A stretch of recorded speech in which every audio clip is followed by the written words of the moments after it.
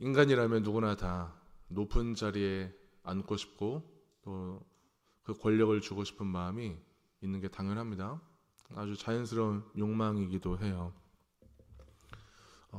저는 꼭 높은 자리를 원치 않아요 하는 분들도 내가 있는 위치에서 적어도 어느 정도의 영향력을 행사하고 싶은 그런 마음은 다 있는 것입니다.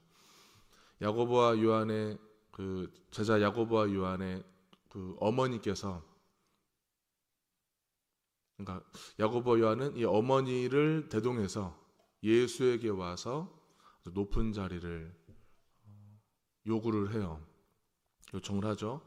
이 어머니로서 이 두 아들이 세상에서 성공을 하고 또 높은 지위에 앉는 것에 대해서 그걸 요청하는 것에 대해서 뭐 이해하지 못하는 것은 아니에요.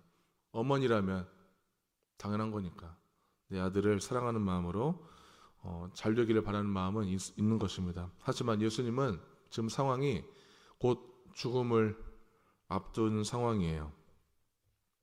예수님께서는 그런 어이없는 부탁을 하는 상황에서도 꼭 높은 권력, 높은 자리를 차지해서 그것을 행사하는 것이 꼭 성공은 아니다. 오히려 더 죄인들을 위해서 낮아지고 또 죽음을 맞이하는 것이 맞이하는 고난의 길이 참된 성공임을 가르쳐 주고 계십니다. 예수님을 믿는다는 것, 우리 다시 생각해 볼 일이에요. 세상의 가치는 이미 정해졌어요. 세상은 지금 자본주의 사회입니다. 돈이 최고죠. 명예, 그리고 권력, 쾌락, 성공, 이게 아주 당연한 가치로 여기고 있어요. 예수를 믿는다는 것은 그 세상의 흐름을 역행하는 거예요. 마치 연어가 바다를 역행하여 그 물살을 거슬러 올라가는 것처럼 그리스도인들은 예수를 믿는다는 것은 그 거센 물살을 계속 맞아가면서 계속 전진해 가는 거예요. 엄청난 용기가 필요하고 깡다구도 있어야 돼요. 악바리 같은 그런 힘도 필요한 거죠. 그리고 적어도 기본적으로 세상으로부터 미움받을 각오도 있어야 됩니다. 세상만 미워하는 것이 아니라 우리 믿는 자들도 나를 미워하는 거예요. 이런 각오가 필요하죠. 예수님도 가장 최측근 제자들에게 배신당한 것처럼 그리스도인들은 교회 안에서도 그런 상처를 많이 주고받아요. 그래서 어떤 죽음에 대한 고통까지도 따르기 때문에 그때는 교회를 떠나고 싶은 마음도 들기도 해요. 과연 정말 예수님을 따르고 싶으신가요?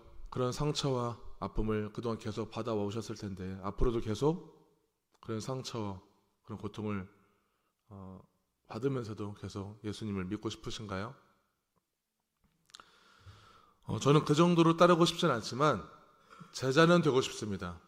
예수의 제자, 그리스도인이라는 타이틀, 적어도 그리스도인이라는 이 명분은 계속 유지하고 싶습니다.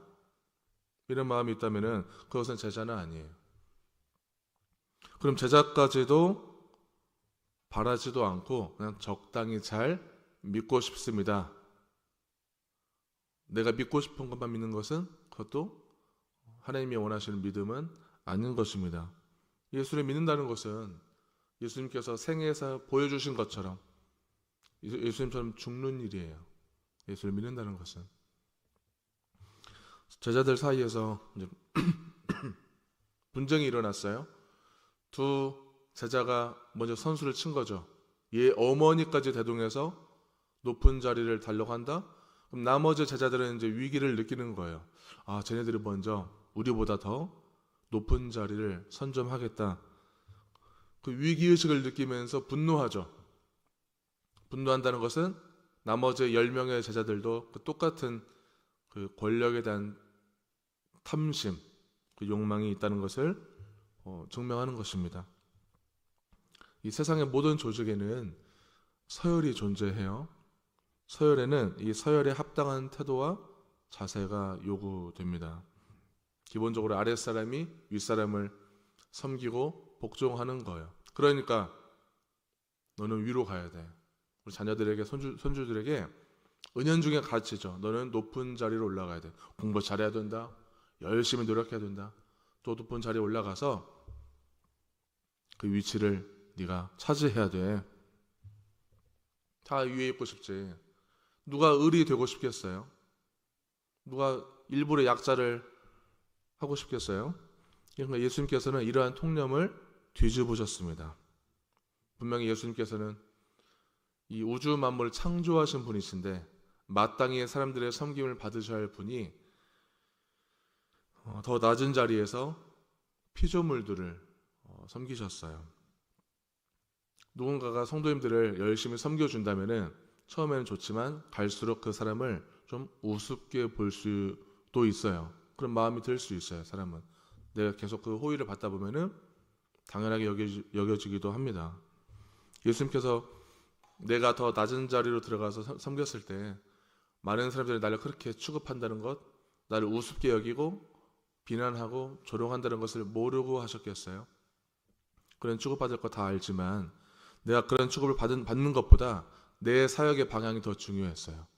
내가 십자가를 지고 내가 너무나 사랑하는 많은 사람들, 이 죄 많은 인간들을 위해 대신해서 내가 죽음으로 인해서 그 죄 많은 사람들을 구원해내는 그 가치가 훨씬 더 컸기 때문에 예수님께서는 아무리 그런 취급을 받는다 할지라도 십자가의 길로 걸어가신 거예요. 그래서 믿음이라는 것은 가치 싸움이에요. 가치관 싸움.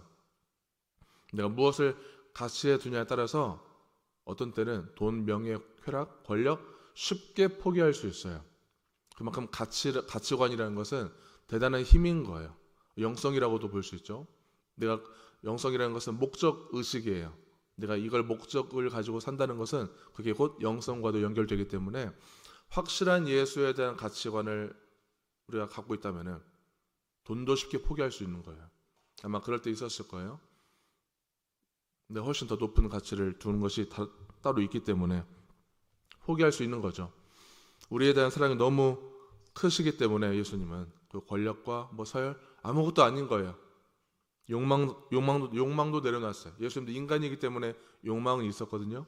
다 내려놓고 비참한 죽음조차 참여하시는 그 섬김의 종의 삶을 보여주셨습니다.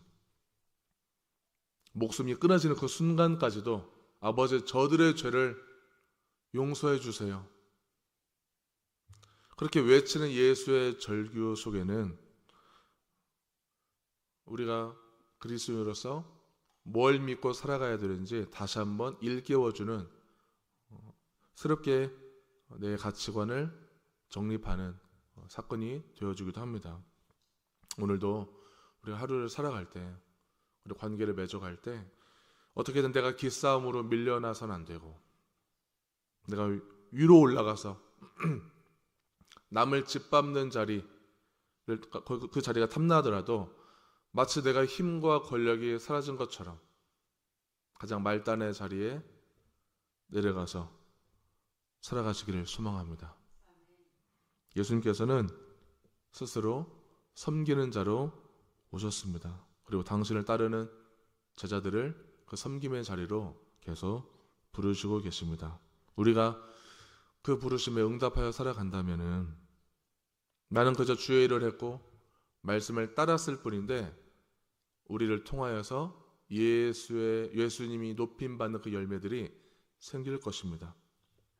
낮아지고 죽는 일, 욕먹는 일, 미움받는 일 정말 괴롭고 힘든 일이지만 내가 그 길을 걸어가는 그 길을 걸어가는 이 담대함과 그 믿음이 있다는 것에 대해서 기뻐하고 감사하는 그 단단한 그리스도인들 다 되시기를 축원합니다.